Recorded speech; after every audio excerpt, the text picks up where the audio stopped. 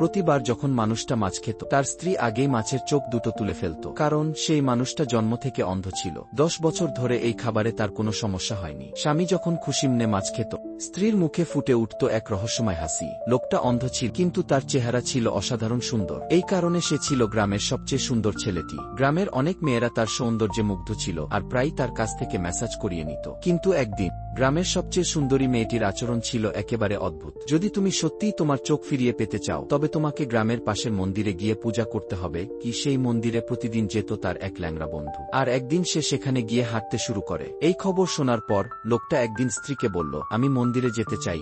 স্ত্রী এটা শুনেই চমকে উঠল, কারণ সে জানত সে দেখতে ছিল খুবই কুৎসিত আর ভয় পেত যদি স্বামীর চোখ ফিরে আসে তবে সে হয়তো তাকে আর ভালোবাসবে না। কিন্তু লোকটা ছিল দৃঢ়সংকল্পিত। সে মনে মনে ঠিক করে নিয়েছিল মন্দিরে গিয়ে পূজা করবে। পরদিন ভোরবেলা সে রওনা দিল মন্দিরের পথে। পথে তার দেখা হলো গ্রামের সবচেয়ে সুন্দরী মেয়েটির সঙ্গে। সে বলল, তুমি মন্দিরে যাচ্ছ?